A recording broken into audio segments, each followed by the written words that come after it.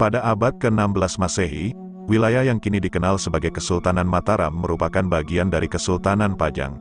Di bawah penguasaan Ki Ageng Pamanahan, wilayah ini berstatus sebagai kadipaten. Namun, perubahan besar terjadi ketika Panembahan Senopati berkuasa di Kadipaten Mataram. Ia memutuskan untuk memisahkan wilayah Mataram dari Kesultanan Pajang dan mendirikan Kesultanan Mataram pada tahun 1586. Pada tahun yang sama, wilayah Pajang secara resmi menjadi bagian dari kedaulatan Kesultanan Mataram setelah Pangeran Benowo menyerahkan tahtanya kepada Panembahan Senopati. Perkembangan Kesultanan Mataram begitu pesat dan kuat sehingga banyak sejarawan sepakat bahwa proses pembentukannya telah melalui beberapa generasi perintis Mataram. Menurut catatan sejarah Jawa, para Raja Mataram adalah keturunan Ki Ageng Selo, di mana Selo adalah sebuah desa dekat Demak, Jawa. Pada tahun 1570-an, seorang keturunan Ki Ageng Selo yang bernama Kiai Gede Pamanahan diberikan kekuasaan atas tanah Mataram oleh Sultan Adiwijaya dari Pajang. Ini merupakan imbalan atas jasanya dalam mengalahkan Aryo Penangsang, musuh Adiwijaya. Pajang pada waktu itu berlokasi di wilayah kota Surakarta yang kita kenal sekarang, dan awalnya Mataram adalah vasal dari Pajang. Pamanahan sering disebut sebagai Kiai Gede Mataram, yang merupakan gelar untuk seorang ulama muslim berpendidikan tinggi yang sangat dihormati di masyarakat. Namun, di Pajang, terjadi perselisihan besar-besaran setelah Sultan Adiwijaya wafat pada tahun 1582. Pangeran Benowo, pewaris Adiwijaya, digulingkan dari tahta oleh Aryo Pangiri dari Demak dan diasingkan ke Jipang. Putra Pamanahan, Sutawijaya atau Panembahan Senopati, menggantikan ayahnya sekitar tahun 1584 dan memulai proses pemisahan Mataram dari kekuasaan Pajang. Di bawah pimpinan Sutawijaya, Mataram berkembang pesat melalui kampanye militer melawan penguasaan Mataram atas Pajang oleh Aryo Pangiri. Pangeran Beno mencari dukungan untuk merebut kembali tahtanya dan meminta bantuan Panembahan Senopati melawan Pajang. Perang pecah antara Pajang dan Mataram, dan berakhir dengan kekalahan Aryo Pangiri. Pangeran Benowo kemudian menduduki tahta Pajang, namun tak ada putra mahkota yang menggantikannya, sehingga tahta Pajang akhirnya diserahkan kepada Panembahan Senopati. Adik Panembahan Senopati, Pangeran Gagak Baning, menjadi bupati di Pajang. Peristiwa pada tahun 1586 menandai berakhirnya Kesultanan Pajang dan berdirinya Kesultanan Mataram sebagai entitas yang kuat di wilayah tersebut. Dalam sejarah panjangnya, Kesultanan Mataram akan menjadi salah satu kerajaan paling berpengaruh di Pulau Jawa.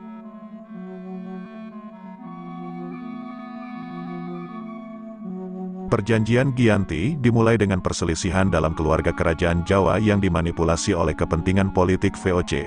Konflik ini melibatkan tiga tokoh utama, Susuhunan Pakubuwana II, Pangeran Mangkubumi, dan Raden Mas Said, yang juga dikenal sebagai Pangeran Sambernyawa. Ketiganya terlibat dalam perseteruan yang akhirnya menggoyahkan fondasi Kesultanan Mataram Islam. Pakubuwana II, pendiri Kesunanan Surakarta, dan Pangeran Mangkubumi adalah saudara. Keduanya adalah putra dari Amangkurat keempat, tahun 1719 sampai tahun 1726. Sementara itu, Raden Mas Said adalah cucu dari Amangkurat keempat, menjadikannya keponakan dari Pakubuwana II dan Pangeran Mangkubumi. Raden Said menuntut hak warisnya atas tahta Mataram yang saat itu dikuasai oleh pamannya, Pakubuwana II. Alasannya adalah bahwa ayah Raden Mas Said, Pangeran Arya Mangkunegara, merupakan putra tertua Amangkurat keempat. Seharusnya, Arya Mangkunegara menjadi Raja Mataram yang menggantikan Amangkurat keempat. Namun, karena Arya Mangkunegara sering menentang kebijakan VOC, ia diasingkan ke Sri Lanka hingga wafat. Akibatnya, VOC mengangkat putra lain dari Amangkurat keempat, Pangeran Prabu Suyasa, sebagai penguasa Mataram yang bergelar Pakubuwana II. Ketika Pakubuwana II naik tahta sebagai penguasa Mataram Islam, ia memutuskan untuk memindahkan ibu kota kerajaan dari Kartasura ke Surakarta pada tanggal 17 Februari tahun 1745. Perpindahan ini terjadi setelah Keraton Kartasura rusak akibat pemberontakan yang dipimpin oleh Mas Garendi atau Sunan Kuning pada 1742. Peristiwa ini semakin memperkuat tekad Raden Mas Said untuk merebut tahta Mataram Islam dari pamannya, Pakubuwana II. Raden Mas Said kemudian bersekutu dengan Pangeran Mangkubumi dengan tujuan yang sama, yaitu merebut tahta Mataram Islam dari Pakubuwana II, yang dibantu oleh VOC. Pada tanggal 20 Desember tahun 1749, Pakubuwono II meninggal dunia. Keadaan kekosongan pemerintahan ini dimanfaatkan oleh Pangeran Mangkubumi untuk memproklamirkan dirinya sebagai Raja Baru Mataram Islam, VOC. Bagaimanapun, tidak mengakui Pangeran Mangkubumi sebagai penguasa Mataram Islam karena sebelum kematiannya, Pakubuwana II telah memberikan wewenang pengangkatan Raja Baru kepada VOC. Akibatnya, VOC mengangkat Raden Mas Surjadi, putra Pakubuwana II, sebagai Raja Mataram Islam yang bergelar Pakubuwana III. Namun, ketegangan semakin meningkat ketika Raden Mas Said dan Pangeran Mangkubumi kembali melancarkan serangan terhadap VOC dan Pakubuwana III. Untuk mengatasi konflik ini, VOC mulai bermain adu domba antara kedua tokoh utama. Mereka mengirim utusan khusus untuk memperkuat perseteruan antara Raden Mas Said dan Pangeran Mangkubumi. Upaya adu domba ini berhasil, dan pada tahun 1752, terjadi perselisihan antara Pangeran Mangkubumi dan Raden Mas Said. VOC kemudian memanfaatkan situasi ini untuk bernegosiasi dengan Pangeran Mangkubumi. Mereka menawarkan setengah wilayah kekuasaan Mataram yang saat itu dikuasai oleh Pakubuwana III. Pada tanggal 22–23 September tahun 1754, VOC mengadakan perundingan dengan mengundang Pakubuwana III dan Pangeran Mangkubumi untuk membahas pembagian wilayah kekuasaan Mataram, gelar yang akan digunakan, dan kerjasama antara VOC dan kedua kesultanan. Hasil dari perundingan ini adalah Perjanjian Giyanti yang ditandatangani pada tanggal 13 Februari tahun 1755. Perjanjian ini membagi kerajaan Mataram Islam menjadi dua entitas, Kasunanan Surakarta dan Kasultanan Ngayogyakarta. Dengan ditandatanganinya Perjanjian Giyanti, Pangeran Mangkubumi mendapatkan setengah wilayah Mataram Islam yang kemudian membentuk kerajaan baru yang dikenal sebagai Kasultanan Ngayogyakarta Hadiningrat. Pangeran Mangkubumi memproklamirkan dirinya sebagai raja dengan gelar Sri Sultan Hamengkubuwono I. Dengan demikian, sejarah Kesultanan Mataram Islam berakhir, baik secara de facto maupun de jure.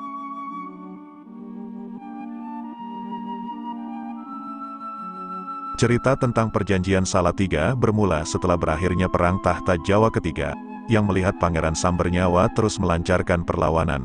Perlawanannya dipicu oleh pengangkatan Pangeran Mangkubumi sebagai Sultan dengan gelar Hamengkubuwono I, melalui perundingan dengan VOC, dan pembagian kekuasaan Mataram setelah penandatanganan Perjanjian Giyanti.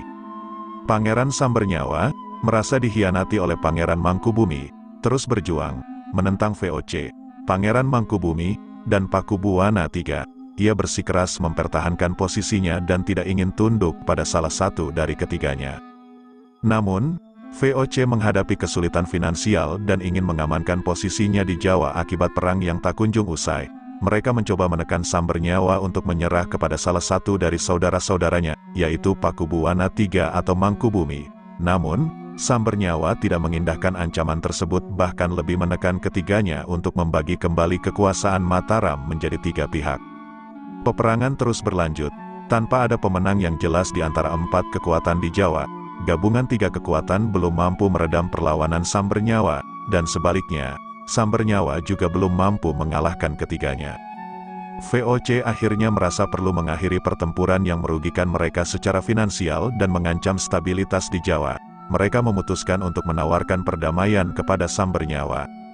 Perjanjian Salatiga, yang ditandatangani pada tanggal 17 Maret tahun 1757 di Salatiga, merupakan solusi untuk mengakhiri konflik yang berkepanjangan. Meskipun dengan berat hati, Pakubuwana III dan Hamengkubuwono I melepaskan sebagian wilayah mereka kepada Pangeran Sambernyawa dalam perjanjian tersebut. Perjanjian ini dimediasi oleh VOC dan ditandatangani oleh Pangeran Sambernyawa, Pakubuwana III, dan Hamengkubuwono I yang diwakili oleh Pati dan Nureja. Sambernyawa diberi setengah wilayah Surakarta, termasuk wilayah yang sekarang menjadi Kabupaten Wonogiri dan Kabupaten Karanganyar.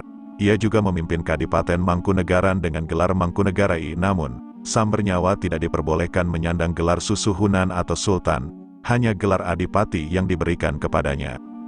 Perjanjian Salatiga akhirnya memberikan pengakuan resmi kepada Mangkunegarai sebagai penguasa.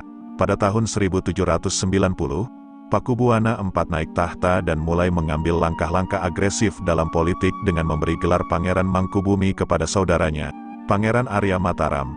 Namun, Keputusan ini memicu protes dari Hamengkubuwono I, yang menganggap gelar Mangkubumi adalah miliknya sampai wafat.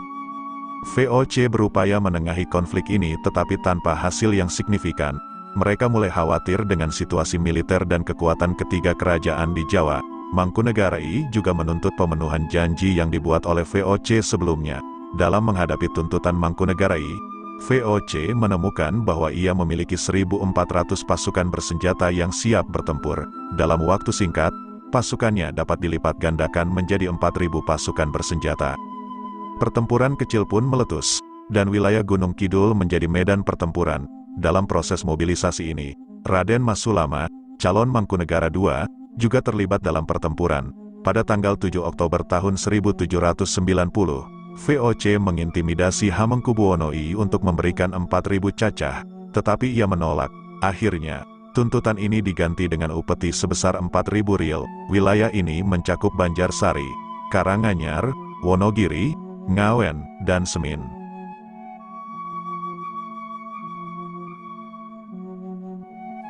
Kisah perjuangan Sultan Hamengkubuwono II, HB2, dari Kesultanan Ngayogyakarta Hadiningrat melawan Gubernur Jenderal Belanda Herman Willem Daendels adalah episode penting dalam sejarah Jawa. Daendels, yang berkuasa pada saat pengaruh Perancis di bawah Raja Lodewijk Napoleon dari Perancis, mengirim pasukan Belanda untuk menyerang Keraton Jogja pada Desember tahun 1810. Tujuannya adalah untuk mengakhiri pemberontakan Raden Ronggo, yang akhirnya mengakibatkan penurunan paksa HB2 dari tahta. Kekuasaan kemudian diserahkan kepada GRM Surojo, yang diangkat sebagai wali raja dengan gelar Sultan Hamengkubuwono III. Pada tahun 1811, Inggris merebut kekuasaan kolonial di Pulau Jawa melalui kapitulasi Tuntang pada tanggal 11 Agustus tahun 1811, dan mengutus Sir Thomas Stamford Raffles sebagai Letnan Gubernur Jenderal untuk memimpin koloni ini. Raffles berusaha mendapatkan dukungan dari para penguasa lokal, termasuk Sultan HB2. Ia mengirim Kapten Robinson ke Jogja untuk mengembalikan HB2 ke tahtanya dan menurunkan HB3 menjadi putra mahkota dengan gelar Kanjeng Pangeran Adipati Anom pada tanggal 10 Desember tahun 1811. Terdapat dua versi yang berbeda mengenai peran Pangeran Notokusumo dalam Kesultanan Yogyakarta. Berikut penjelasan dari kedua versi tersebut. Versi pertama, pada versi ini, BPH Notokusumo bertemu dengan HB2 untuk menyampaikan proposal dari pemerintah kolonial Inggris. Mereka mengusulkan agar tahta diserahkan kepada Adipati Anom, sementara Inggris akan memberikan amnesti kepada Sultan sebagai kompensasi. Sultan juga meminta agar sikapnya tidak dipublikasikan. Ia menyambut baik kedatangan Raffles di Jogja dan mengadakan jamuan negara. Namun, konflik tidak dapat terhenti, dan Adipati Anom bekerja sama dengan Kapten Tanjin Singh untuk mendekati Inggris. Mereka mengusulkan agar Adipati Anom diangkat kembali menjadi Sultan dan Pangeran Notokusumo menjadi Pangeran Merdeka. Raffles kemudian diusulkan untuk datang ke Jogja dengan pasukan untuk berperang. Versi kedua, setelah Inggris merebut kekuasaan dari Belanda Perancis, HB2 kembali mengambil alih tahta dari putranya. Sultan mengusulkan beberapa tuntutan kepada pemerintah Inggris, termasuk pembayaran kembali uang ganti rugi daerah pesisiran yang diambil Belanda, penyerahan makam-makam leluhur, dan pembebasan Pangeran Natakusuma dan putra Natadiningrat. Raffles memenuhi tuntutan Sultan, tetapi meminta HB2 untuk membubarkan angkatan bersenjata Kesultanan. Sultan menolak permintaan ini dan justru memperkuat pertahanan di istana serta meningkatkan jumlah milisi bersenjata. Natakusuma dan Kapten Tanjiem Singh memberitahu Inggris tentang rencana Sultan. Akibat campur tangan Inggris yang terlalu jauh dalam urusan istana, HB2 segera mengadakan perundingan dengan Sunan Pakubuwono IV untuk melepaskan diri dari Inggris. Sultan HB2 secara terang-terangan menentang Inggris dan menolak ultimatum mereka. Pasukan Inggris di bawah pimpinan Admiral Gillespie mengepung Keraton Jogja, dibantu oleh Legiun Mangkunegaran di bawah komando Pangeran Prangwadana. Sultan enggan memenuhi ultimatum tersebut, dan akhirnya, setelah pengepungan yang sengit, istana dapat ditaklukkan pada tanggal 20 Juni tahun 1812. Sultan HB2 diberhentikan, dan HB3 kembali dinobatkan sebagai Sultan Jogja. Akibat pertempuran tersebut, Kesultanan Yogyakarta Hadiningrat harus menerima konsekuensi. Salah satunya adalah penyerahan sebagian daerah kekuasaan kepada Pangeran Notokusumo, saudara tiri HB2 yang mendukung Inggris. Ia diangkat menjadi Pangeran Adipati Paku Alam I pada tanggal 29 Juni tahun 1813. Paku Alam I diberikan tanah, hak memungut pajak, dan tahta turun-temurun. Ia memerintah selama 16 tahun sebelum digantikan oleh putranya, Paku Alam II, setelah menandatangani politik kontrak dengan pemerintah kolonial Hindia Belanda.